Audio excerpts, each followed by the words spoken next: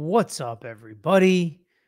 You all asked for it, so we are going to watch this Ben Chew interview where he discusses Ruby Franke of 8 Passengers and the allegations, the criminal allegations coming her way.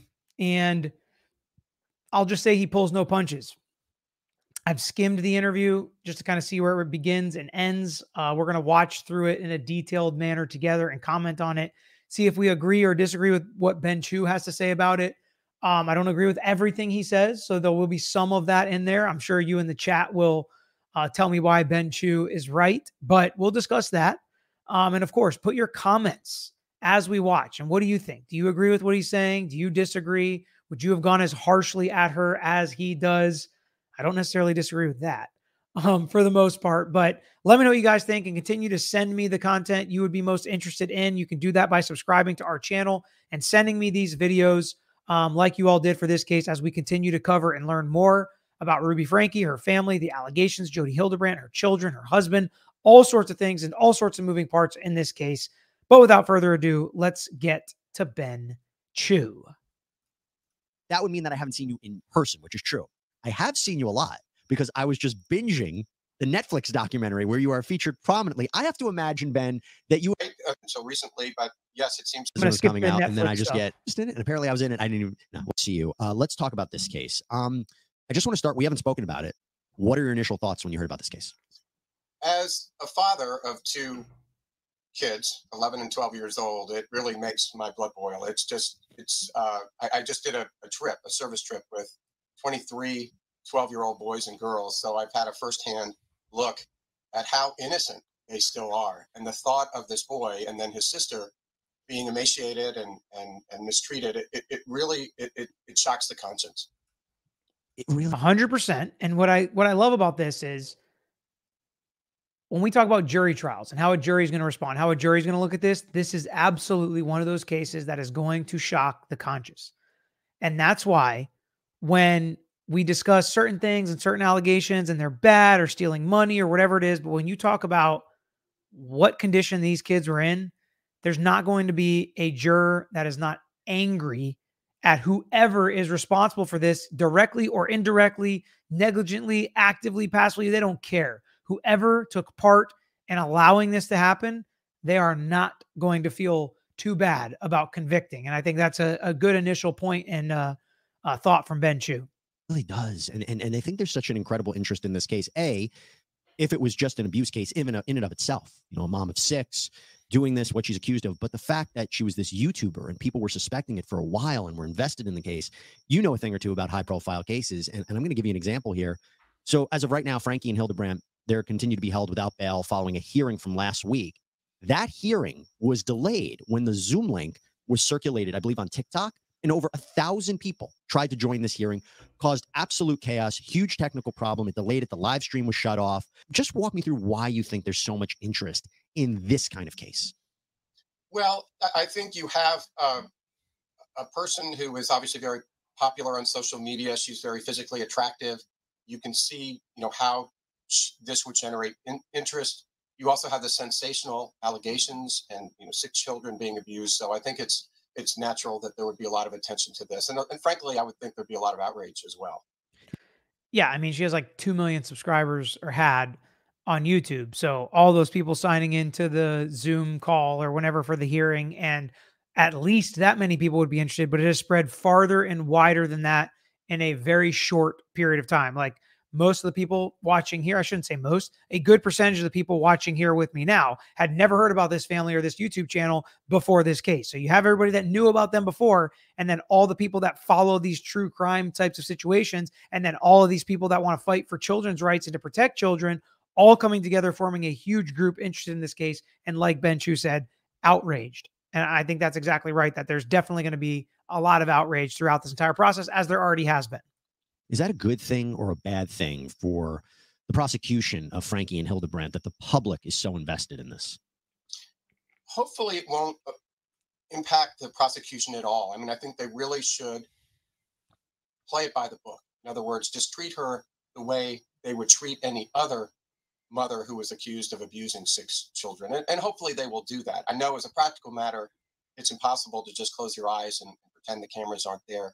But as much as you can do that, I think the better off you are, because if you start playing to the cameras or start thinking too much about the media, I think you're going to take the eye off, your eye off the ball. I mean, Novak Djokovic said yesterday, after he won his 24th Grand Slam, that in the last 24 hours before the match, he asked his wife and his family and his supporters not to talk about how much attention there would be to this. And I think the prosecutors should take a leaf from that book.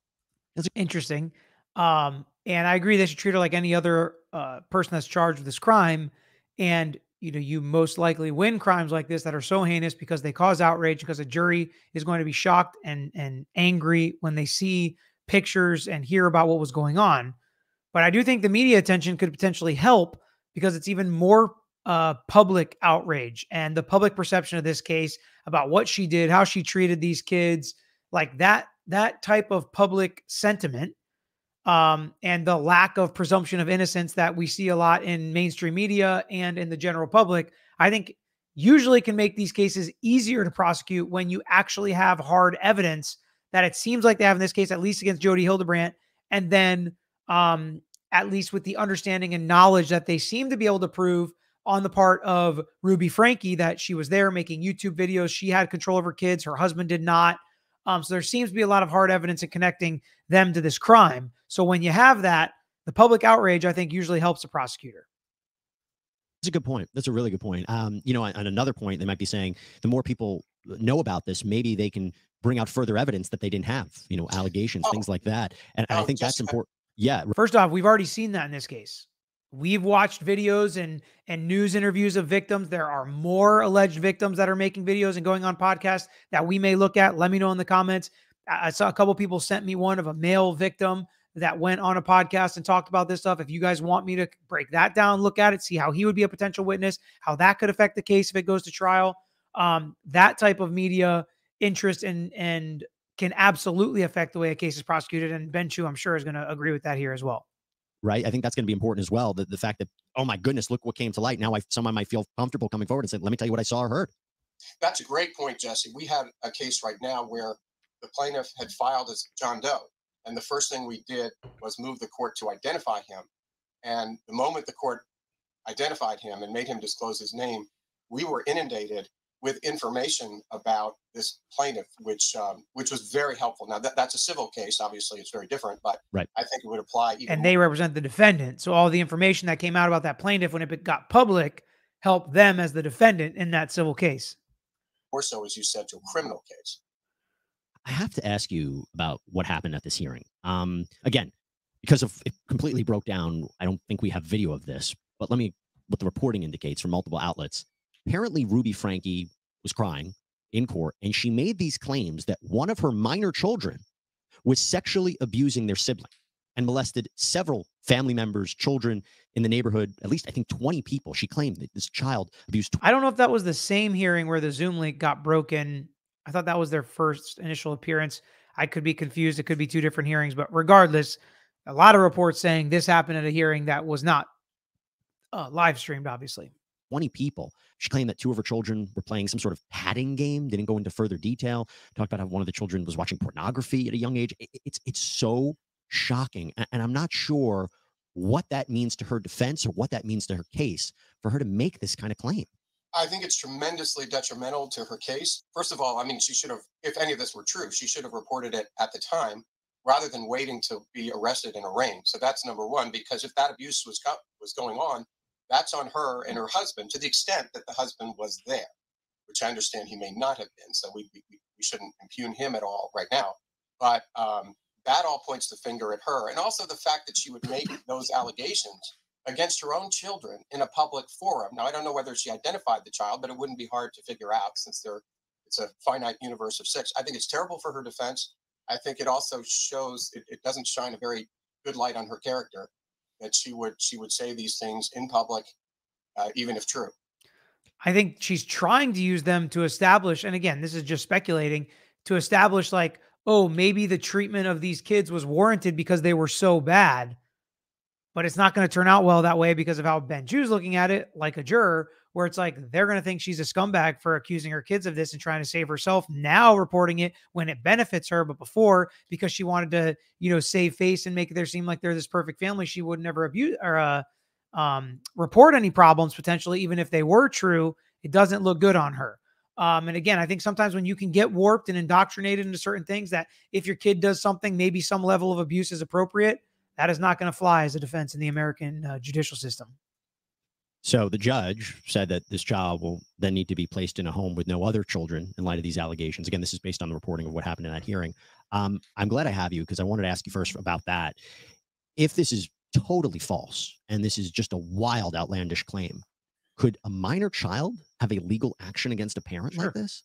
Yes, I think so. And I think that the cause of action would be stayed until that child hits adulthood. So I don't think that not to be too technical about this, but I think the child does not have to move with the alacrity that anybody else, that an adult would have to move. I think there's a legal presumption that allows him to go to adulthood before the statute of limitations clock begins to run. But yes, I absolutely do think the child has a cause of action against the mother for defamation and for, could be, physical battery and all kinds of other civil versions of the criminal charges that have been filed.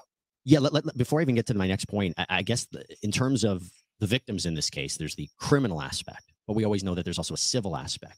Do you anticipate that is something we should be on the lookout? Children suing Ruby Franke for this alleged abuse?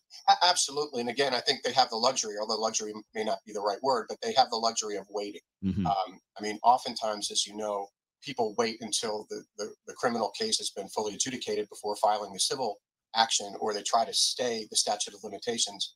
Here, they won't have that issue. But yeah, absolutely, I would anticipate a civil action by the children. But then you get into the issue of, what type of recovery is possible and what kind of assets is Franke going to... How collectible is Ruby Franke? How much was she making off her YouTube channel and connections? What's her house worth that, wouldn't already go to the kids and things like that? So that's the other interesting part, is like, if your kids are suing you and you're in prison, like, where do your assets already go? She's still technically married. Like, there's a lot of complex issues there. But of course, if you batter someone, if you abuse someone, if you hurt someone, if you defame someone, there can always be a civil action, even if it's this relationship. Going to have at the end of the day.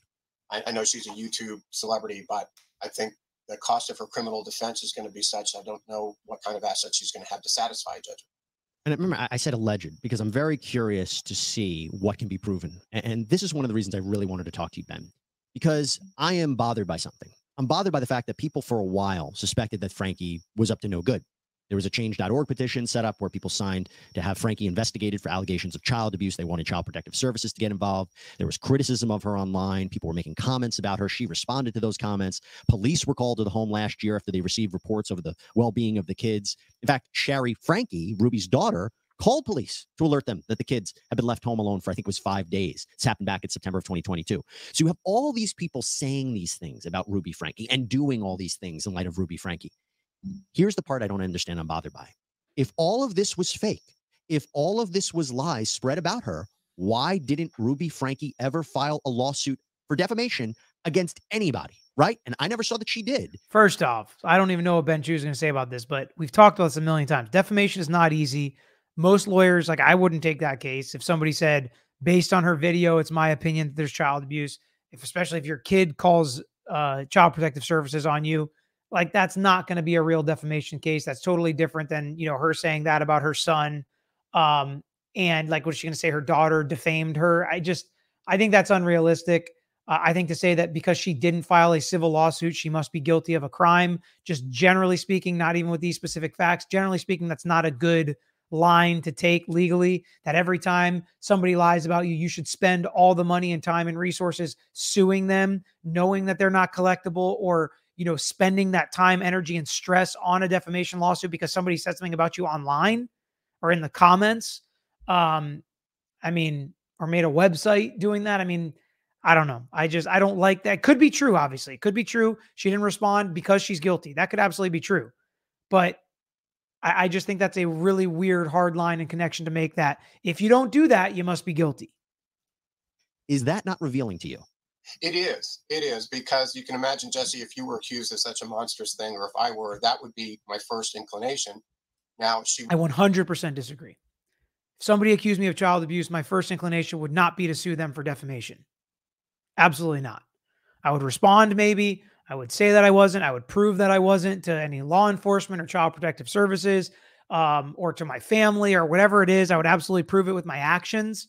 But I don't think I would go suing random people online that said, like, if somebody online said, Peter's not a real lawyer, it's false, it's verifiably false. You can see it on my website. I'm not going to sue them for defamation. Like, it's just not something I'm going to do. It's not going to be my first inclination, even though they're saying that about me. So the fact that I didn't sue them for defamation, does that mean I agree I'm not actually a real lawyer? I just disagree with kind of how they're saying it's semantics. It's not a big deal, but I don't want to condemn people. I don't want to condemn every person that's accused of something because they don't respond with a lawsuit. You would probably have to prove actual malice, which, as you know, is knowledge or reckless. It's difficult. Extreme recklessness as to the truth. But I think you would take that on, if you had been accused of this. So I think it is very telling. And in the case of Johnny Depp, I mean, he certainly took it on despite all the inherent risks of a defamation case because he needed to clear his name. Yeah, and it's one of those things where you could say, well, maybe she felt that nobody was believing her. I don't know. The YouTube channel, she stopped posting videos.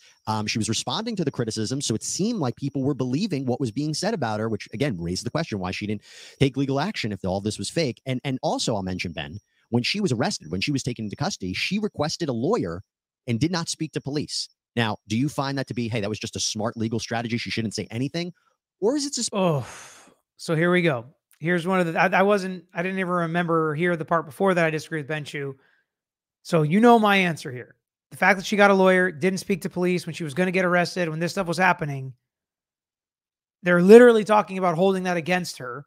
And that makes them think she's more guilty because she didn't talk to police. That's basically the question. Let's hear the answer.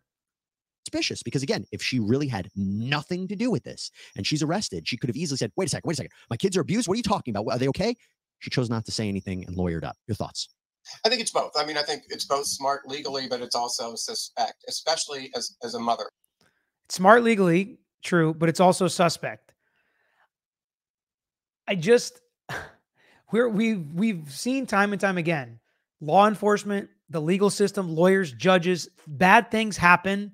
Innocent people get convicted. They get railroaded. Statements they make can get twisted. I could think of a million things she could have said that day that people still would have twisted into saying, oh, that for sure means she's guilty. She was not going to talk her way out of this, regardless of what the truth is. And getting a lawyer is what everybody should do when they're accused of a crime. And I think Jesse Weber, the interviewer, I think he's a lawyer as well. Obviously, Ben Chu is a lawyer. I don't know if they have a lot of criminal defense experience, but I mean, to say that it's suspect that somebody exercises their right to remain silent, I love Ben Chu. I think he's amazing. I think he's a great lawyer. I think he crushed it for Johnny Depp. I think if a celebrity was going to hire somebody for a defamation case, Ben Chu would have to be first on the list. I think he's a good guy. I think he's a really solid, nice, happy dude.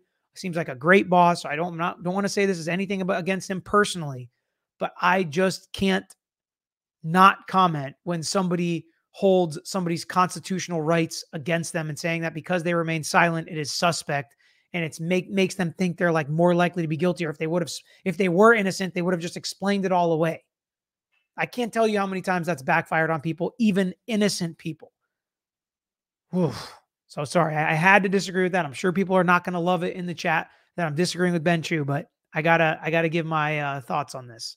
Or a parent, I think your first concern would be the well-being of the child, and once you were satisfied that your 12-year-old, was in safe hands, your concern would be to clear your name and to find out exactly what happened. So yes, I do find it suspicious. So I absolutely agree. You care about your kids. You care about if they're okay. You'd want to talk to them. You'd want to see what's going on. But to try to clear your name with law enforcement when you're being arrested for a crime, it's bad advice. It's not something that the jury will hear. I wanted to talk to you about something that I was talking about how things didn't happen earlier. Could she have been arrested earlier? Could this have been stopped earlier? And I wanted to ask you about whether the Department of Child and Family Services could be in legal trouble. I mentioned how police were contacted to check in on the Frankes. Police Lieutenant Warren Foster told NBC News that police made several attempts to follow up what was going on. He said that there were inquiries from the DCFS. DCFS yielded no results. Apparently, they were called to the house in 2020. You have Representative Christine Watkins, who is a chair of a panel that reviews the DCFS. And she said, quote, I had concerns when I heard about the case. Not only were neighbors calling, but older siblings were calling too. It sounds like those kids were in pretty bad shape. And it's certainly something we have the right to call DCFS out on to know what might have gone wrong. We always have this conversation in child abuse cases. Why did not, the Department of Family and Child Services do more? We're literally hearing a lot of discussion about this in the Take Care of Maya trial as well. So it's relevant for that. Could they be held liable in any way? What do you think? Yes, I believe they could be. DCFS will enjoy, and I don't know the particular Utah statute, but they will enjoy some measure of sovereign immunity, but it should not be impossible to sue them. I've had cases where we've sued a government entity, state government entities. We have too, and it's tough. It's not impossible, but it is tough. And you have to navigate around the immunity issues. But absolutely, they can be sued, and it sounds like they have a lot to answer for in this case. I mean, just one of the clips showed her on her program saying that she wouldn't feed the children until they completed their chores. Now, again, as a parent, you do want your kids to do their chores, but I think it is wildly inappropriate, if not abusive, to withhold breakfast until they've done their chores. I mean, I think there are other inducements you can give to It's one thing to take away dessert. It's a whole other thing to take away breakfast, right? your children, but that it certainly dovetails with the allegation that two of the children at least were emaciated. Yeah, just to follow up on that, I think there was one video where she's telling her son that they would lose the privilege to eat dinner if the child continued play fighting. There's another video where she said that her 6-year-old needed to go hungry after forgetting to take her lunch to school. I imagine it's videos like that that could be a key piece of evidence in a future prosecution against her. We talked about her husband, Kevin Franke. He hasn't been arrested.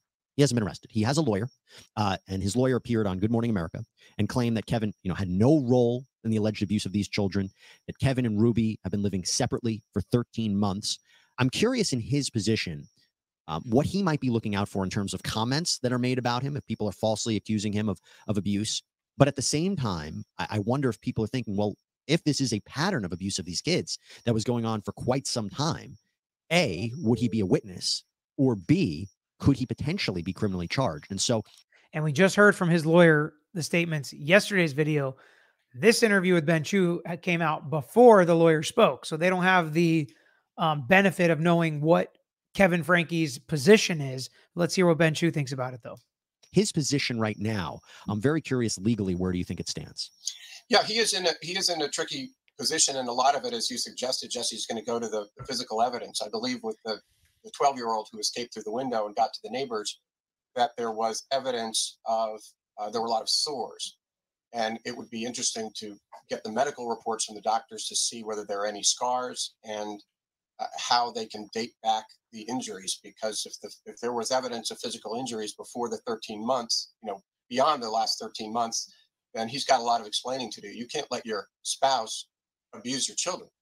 So, again, as you said, we have to be careful. We don't know that happened. We don't know that the abuse went back further, but that's what's interesting is we got to be careful about all of it, right? We don't know anything that's been proven legally. They're all presumed innocent, right? And frankly, Kevin Franke has a very similar defense based on his statement that Ruby Franke might have. They didn't know what was happening. Jody Hildebrandt was brainwashing them and doing this stuff to their kids. And they couldn't have done anything if they wanted to because of how she was separating everybody. So we got to be careful about all of it in every case, right? And something I always am saying, but everybody's presumed innocent at this point, not just Kevin Franke, but he absolutely is presumed innocent. And we have seen no connection from him in abuse at this point. We have questions. Where was he? Why was he gone for so long? Why didn't he ask more questions? Why didn't he do something? Of course, you can't let your spouse abuse your kids. That could be child neglect at the very least, even if it's not child abuse. But we got to be careful with all of the criminal allegations, not just the ones against Kevin. It's going to be a crucial issue for the police and will be a crucial issue for him. But no matter what, at a minimum, he is going to be a material witness. It's also hard, just from a matter of common sense, although I guess it's not impossible, that the abuse suddenly started 13 months ago. I'm sure he's seen the children in that time and spoken to Ruby Franke. And so if he says he hasn't seen him in a year. So I agree, Jesse, we all thought and we would be sure that he's seen him in the last year. Sounds like he's saying he hasn't, though, which is pretty wild. He knew something. That's where the questions begin. But again, he has not been criminally charged with anything. He is an innocent party at this point. And people, I guess they're free to speculate, but they have to be careful with what they say about Kevin Franke. They should, and it goes back to a larger point you had made is that there not only do you have a presumption of innocence, but we also have a belief in due process in the country, and that even, of course, applies to Frankie herself. Although Hey, the see, outburst at the arraignment Ben Chu and I agree. really suggests a lot of things that aren't good for her, but definitely, I think let it play out. I don't know why people have to necessarily leap to conclusions. We all saw, the Duke lacrosse case. We've seen a number of instances where allegations are not proven. So I think people should. Kudos. See, so I'm talking about with Ben Chu. I knew he'd bring it around, and I didn't know that he said this stuff again because I didn't watch every minute of this interview yet. But I'm so happy he did. I agree with him completely on this. Ben Chu, my guy. Take a deep breath and let it play out. Let the system play out. And there may be other reasons why, the police have not Right. indicted the husband yet. Yeah, no, that's a very, very fair point, and I think it's important for people to remember that. Look, when we followed your case, the Johnny Depp Amber Heard case, a central theme is, well, what is abuse? It's obviously, we know the classic definition of physical abuse, but is there emotional abuse? Is there psychological abuse? And it really became a study in that. So, because you are an expert on what this means, I was very curious to your thoughts on the charges here. I did it in a past sidebar. So they're each facing 6 counts. And the way to summarize is basically when we talk about aggravated child abuse under Utah law, it's a physical injury that could be torture. That's one charge. Another charge could be any, physical injury that results in starvation or malnutrition. There's another one, physical injury that creates a severe emotional harm, a developmental delay, intellectual disability. There's another one where it's physical injury and includes a combination of 2 or more physical injuries inflicted by the same person, whether at the same time or at a different time. It seems so broad and includes so many different potential acts that they charged Ruby Franke and Jody Hildebrand under. What are your thoughts on those? Well, I think I think there's a sharp distinction to be made between adults and children. So it's one thing if you were to berate me or make horrible statements about me, which I hope you wouldn't. I would never. I have the highest respect for you. I don't know who would, except maybe Amber Heard's team. But that would have one impact. But it's quite another if it's an adult to a child. So a physical abuse, everybody would agree whether it's an adult or a child. Or people in a position of power, right? That's where you get bosses, it's where you get priests, it's where you get situations like that where it can change the dynamic. Child, that is abuse. And it can be civil and criminal. But when you're talking about a child, berating in a sharp manner strikes me as far more abusive than an argument between spouses or an argument between partners in a law firm. Things can get heated without being abusive. And then you multiply that by several factors when you're talking about a parent. Something that a parent can say to a child has enormous impact. We've all read stories, of people, and I remember things my parents said to me when I was a child that not abusive, but you remember the good and the bad. So I think there's a real scale, and I think all of what has been alleged here would certainly fall into the category of abuse because you're talking about really minor children. Yeah. 12 is really young. Those 10. Kids are not mature emotionally. 10 and 12, the 2 victims. It's yeah. Just, it's beyond belief. And again, going back to the presumption of innocence, she has that, but the allegations here all would seem to justify the 6 indictments. Yeah, and when you think about it, and you said it, you're dealing with such a defenseless victim, a vulnerable victim who's in the care and the custody of another, and it becomes very tough to defend, which is what I want to end our conversation on. Potential defenses for Ruby Franke and Jody Hildebrand, considering that not only the charges that I mentioned would be found guilty of if they themselves inflicted this injury, but the statutes also read that if they permitted another to do it, they could be found guilty. So I'm not sure what the defense is. Do they blame each other? Do they say they had no idea what was happening, even though it was in? Brainwashing, control, manipulation. That's Ruby Franke. I don't know what Jody Hildebrand's defense is. Their children were found in Jody's residence. The fact that I believe they published a video 2 days earlier. Jody's defense is, Ruby did what she did with her kids. She had nothing to do with it. I guess that could be Jody's defense. When they were both there and the children were there. I don't know what a potential defense could be for either Franke or Hildebrand. What are your thoughts? I totally agree. And to the extent that one of them tries to go down the road, especially Franke, that, oh, gee, I don't know what was happening at Hildebrand's house. Well, then there's a negligence and abuse right there. We make very careful If someone's looking after our kids or they're going to somebody else's house, we know who they are and we know what's going on and we know their background. So I think you're right. I think I think Franke is in a real trick box in terms of defenses, and Hildebrand certainly is as well. I mean, it goes so much further than that, right? She's a business partner, a friend, a close person, somebody she trusts, somebody she pushes her teachings with. It's not just like somebody babysitting her kid. If a babysitter does something to your kid, of course, you're going to take action. You're going to do, I mean, the unthinkable was what you'd want to do to that babysitter, but that's different than negligently allowing someone to abuse your kid by hiring a babysitter that by all intents and purposes you thought was somebody that was solid. They turned out not to be. That's not criminal negligence on behalf of the parents. Necessarily, okay, there's a lot of factors, like if you knew or should have known that person was going to do it. But generally speaking, if you know there's a babysitter that somebody recommended to you and you know their family and they come over and they do something, that's not the same thing as what's happening here. Well, I think she may go down the route, or they may consider going down the route of some kind of mental defect.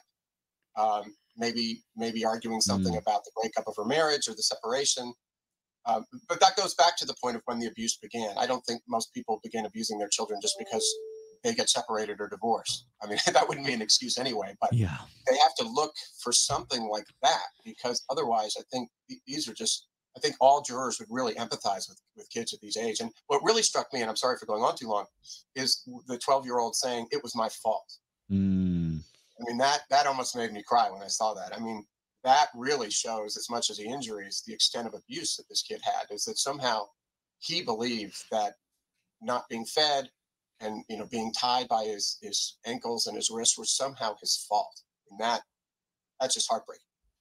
Which is why these types of laws exist and these types of crimes exist, and why this is not a defense, regardless of how bad your kid is. If your kid commits a crime and you report them, okay, but you physically punish them and abuse them because of whatever they did. There is nothing your kid can do that would allow you to abuse them to this level, and it not be criminal. So, I mean, and that's an important factor here. And the child statements, as Ben Chu was talking about them, they illustrate that. Whole case is incredibly heartbreaking to think about, and we're going to probably learn a lot more as it continues through the system. Ben Chu, always great to have you on. Great to see you. And of course, I would never say anything bad about you to impugn your character in any which way, sir. So good to have you on. Thank you very much. In the unlikely event that you did, I would never bring an action against you. Good to know. Good to know. But it will never.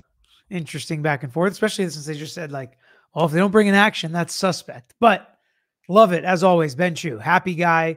Good outlook on things, an interesting angle to see his points of view. Good to have a little disagreement there and not see everything exactly the same. That makes it interesting and makes the comment section interesting. You guys can talk about what you think about. We enjoy disagreement and discussion on this channel, and Ben Chu is no different, right? It's still an interesting conversation when we disagree and can talk about these things with him as well. Hopefully you guys enjoyed it. I appreciate everyone that sent me this interview. Hit that like button on the way out if you haven't already. That's all we got. Till next time, I'm out of here. Thanks for watching another episode of The Lawyer You Know. If you enjoyed this episode, please hit the thumbs up and share with your friends who might be interested here on YouTube. And of course, don't forget to subscribe to our channel. You can also follow us on all social media, Twitter, Facebook, TikTok, at Lawyer You Know. But on Instagram, we are still at Tragos Law. So look us up on there. And don't forget to listen to the Lawyer You Know podcast, available on all major podcast platforms. If you have a case you want to talk to us about, if it's a personal injury case, wrongful death, catastrophic injury, car accident, or slip and fall case, please email us lawyeryouknow@gmail.com. Of course, all of these links I just mentioned are included in the description below on this episode and every episode. So until next time, this is Peter Tragos, The Lawyer You